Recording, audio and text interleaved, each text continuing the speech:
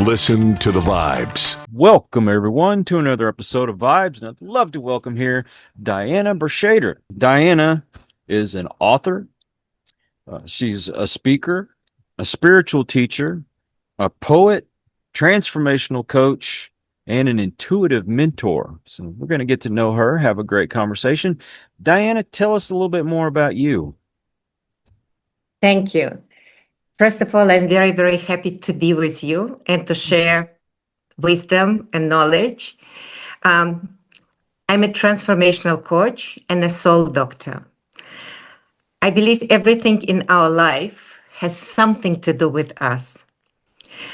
Our life we are not just a physical being living a spiritual experience. We're actually a spirit going through life and learning how to be humans. Completely opposite to what we've learned. And that is why very often in life we come to a point where we feel stuck, we don't feel balance, we don't have clarity what to do and how to move forward. But what's interesting, the moment you connect to your precious soul, to your diamond within, the moment you start to understand that your soul is the reason you're being here, everything changes. Because as human, as being in a physical body, we are limited. We have limited way of thinking. We've forgotten who we truly are. And we're simply living robotically without even asking a question. What is the reason for me being here? Many years ago, life took me from the time of Cold War, being born at the time in Soviet Union, in a middle-class Jewish family, being deprived of spirituality, religions, understanding who I am, and being told soul does not exist, and you're supposed to believe a communist manifesto. And material world, that's the only world that is existing. So fast forward many years later, I went through many challenges, physical, emotional illnesses. Being a child, I almost died in the hospital because my dreams and aspirations as a child could never be fulfilled.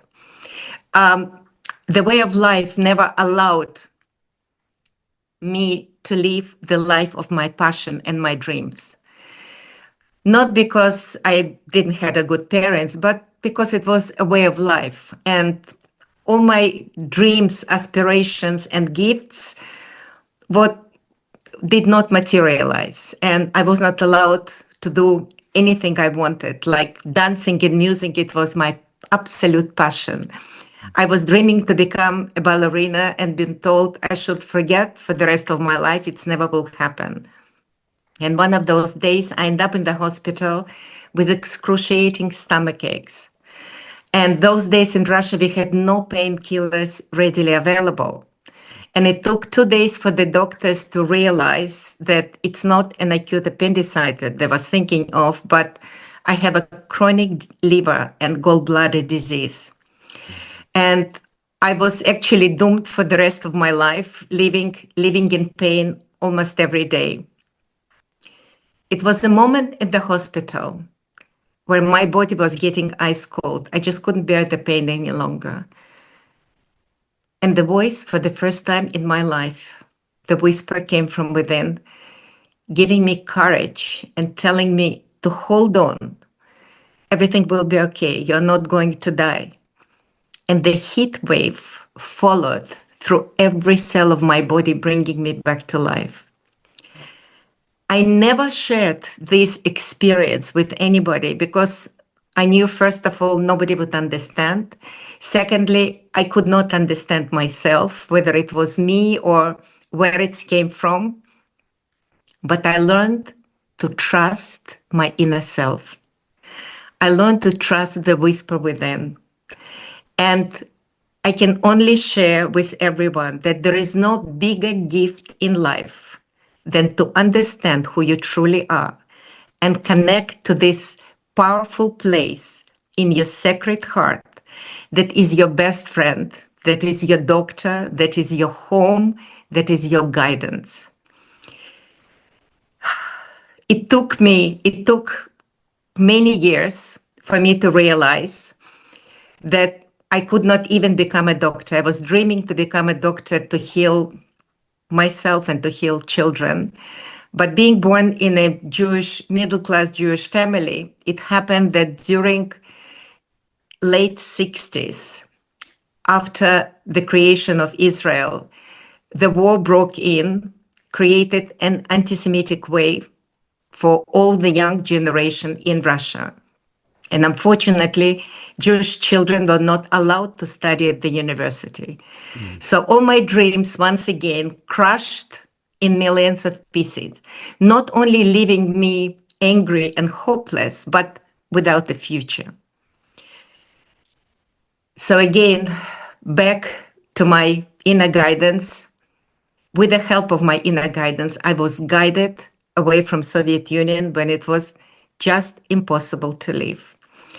I met a group of young children that applied to the government of Israel and asking for invitation. They received this invitation after a while. Even so, those days, every letter was censored.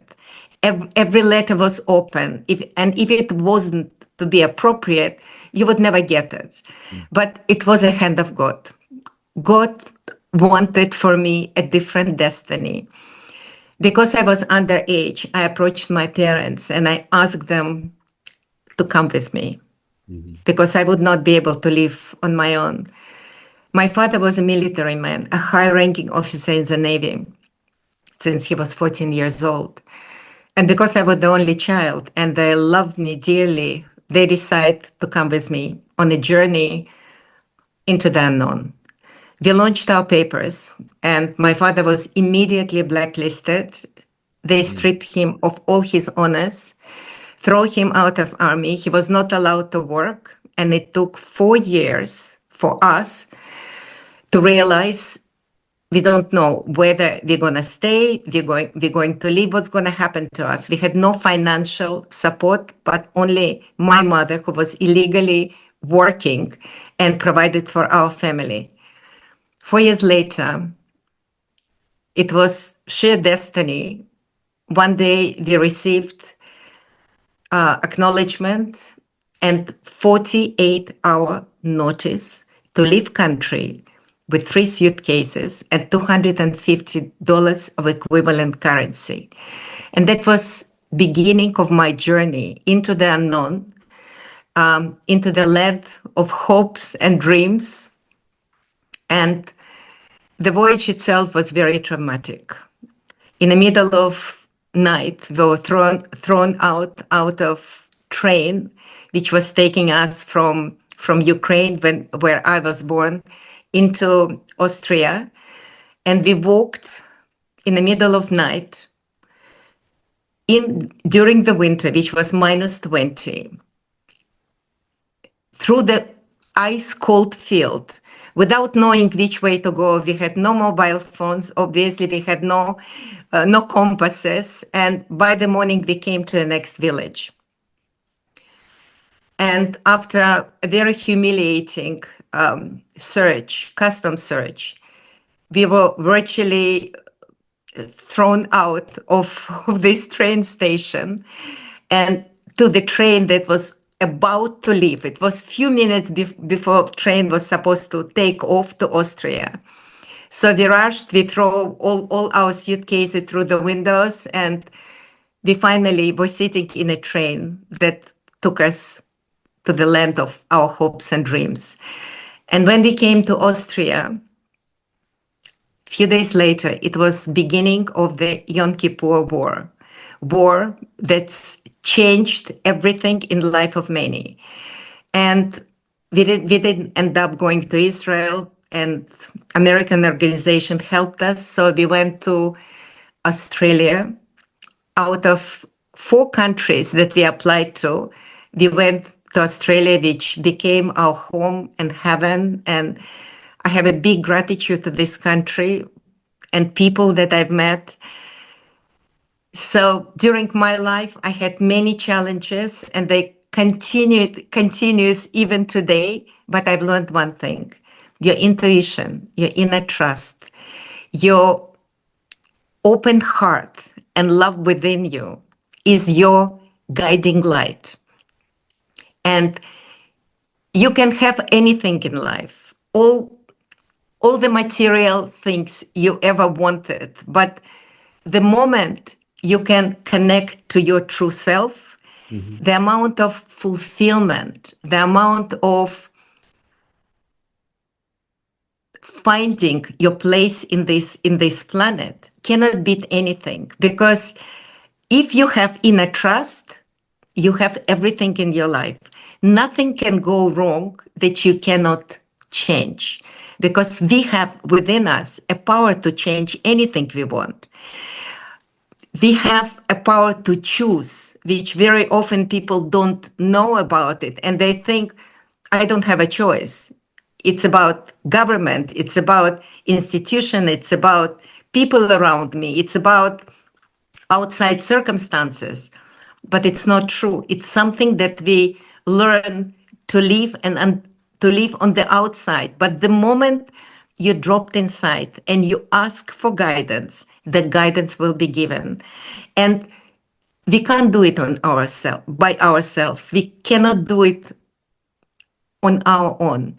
We have all the help available 24/7 if we ask for it. Because before every decision is taken, before every solution comes, there is always a question. But if people are not ready to ask the question and ask for help, they can't find the best solution in their life. And they go through suffering and challenges and trying to do everything by themselves. But life becomes so much more easier, so much more fun, so much more playful and joyful if you understand that everything you ever wanted, you already have. Everything you wanted to achieve, you already achieved. It's only the matter of trust and guidance to understand how to bring all these gifts and all this joy and life that you want into this physical plane. Because everything in life is manifestation of our thoughts, of our desires, and our belief systems. And very often the way we've been brought up is we created a lot of barriers, and we created a lot of shields and a lot of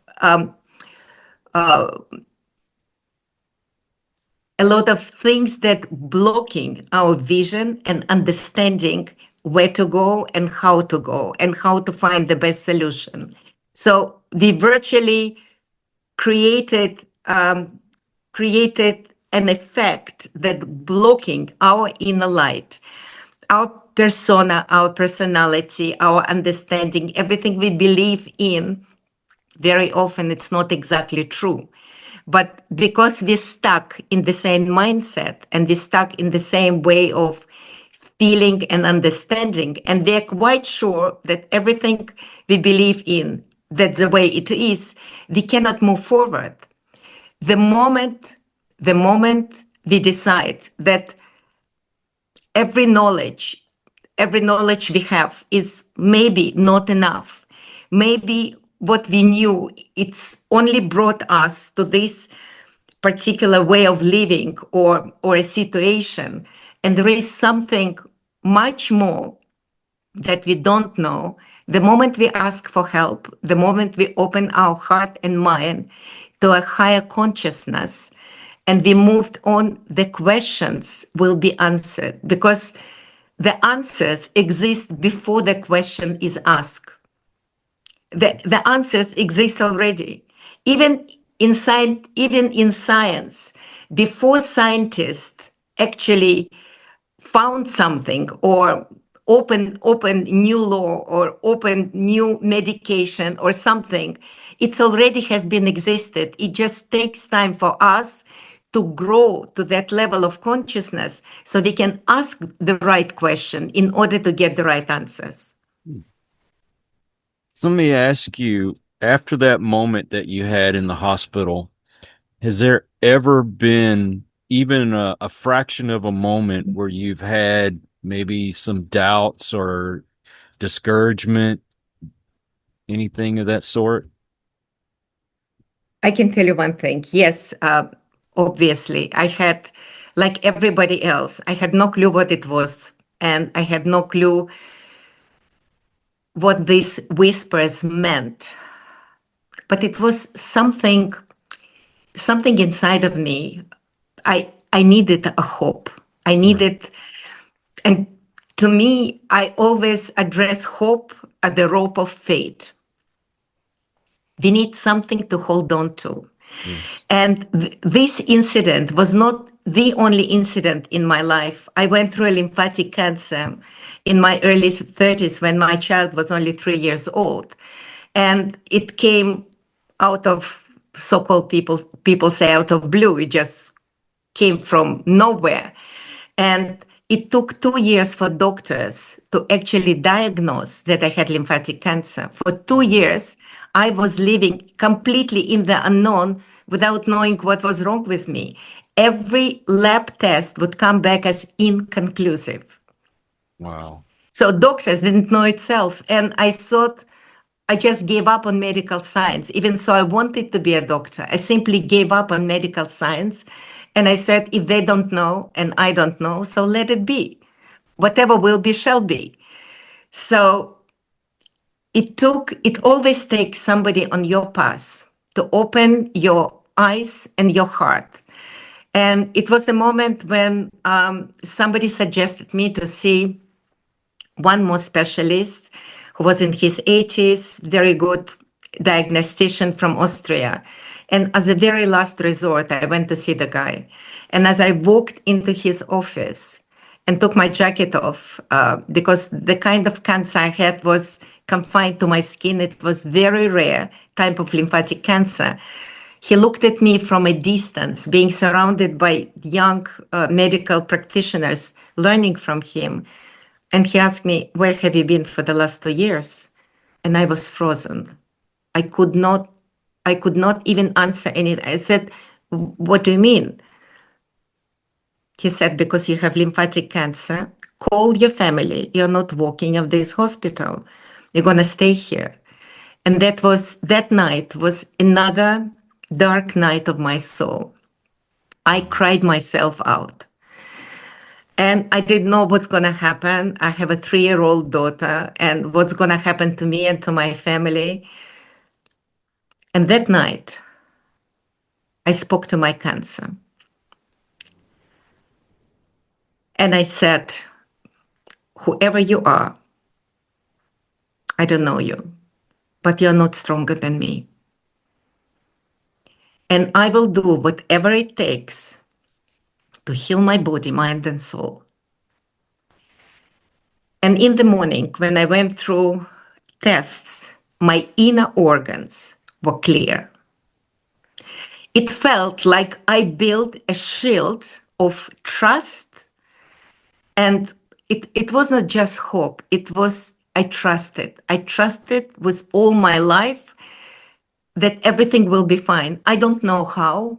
I don't know which way, but I did not surrender to illness. I did not accept it, because whatever we accept, whether it's somebody's remark, whether it's verdict from the doctor, whatever we accept from somebody else and taking in, it's become us. If somebody put you down, if somebody say you're not good enough, or you're not skillful enough, or you're not clever enough, or you're not talented, people get discouraged, take it in, and become victimized. And that's the usual way.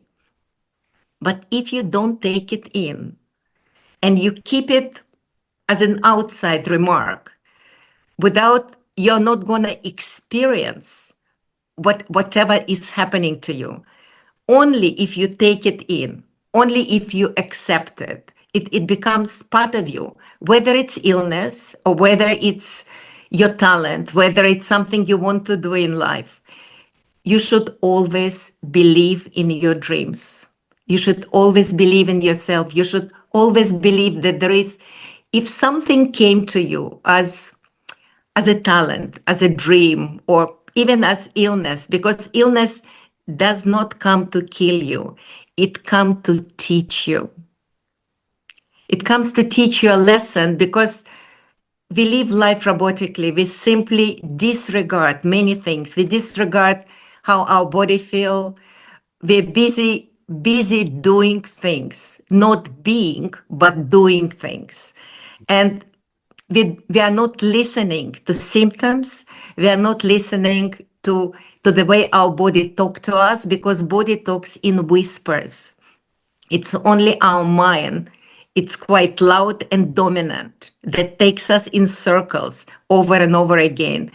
Our heart and our body and our soul talks in whispers, in loving whispers, only if we can hear it.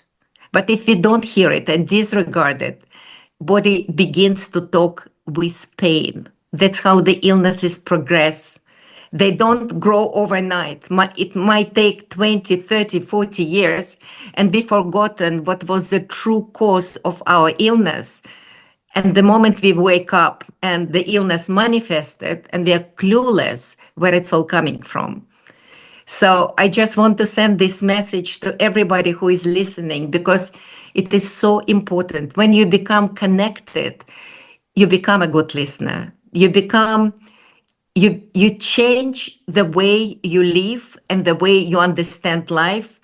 And we always put ourselves in the hands of professionals, thinking that they know better than us. They studied, they've got PhD, they understand medical science, but who can understand you better than yourself?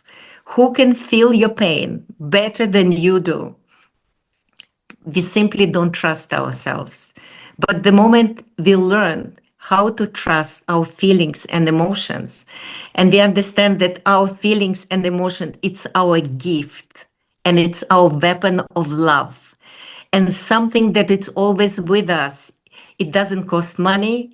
It's always available. Wherever you travel, it's always with you. Our life will change 360 degrees, as mine did.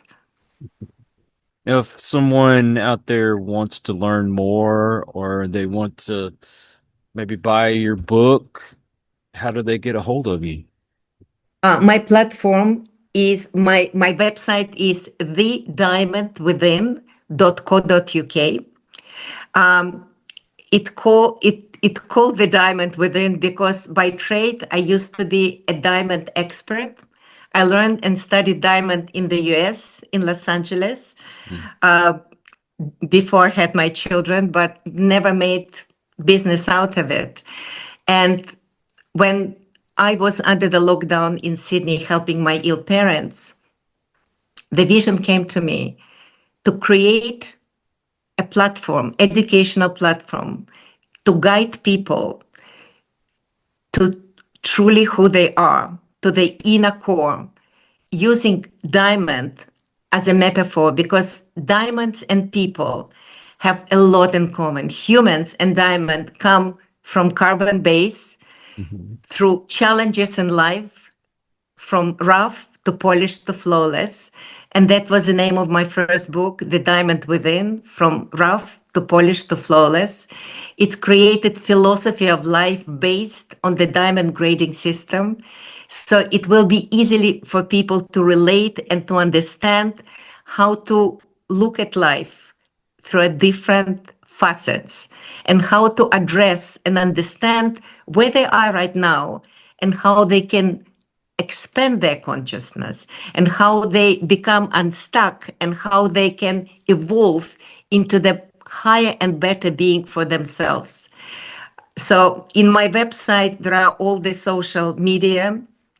I also, I've written two books. One of them, The Diamond Within, and another one is called The Poetry of the Soul, because I'm also a poet. and I write high vibrational spiritual poetry.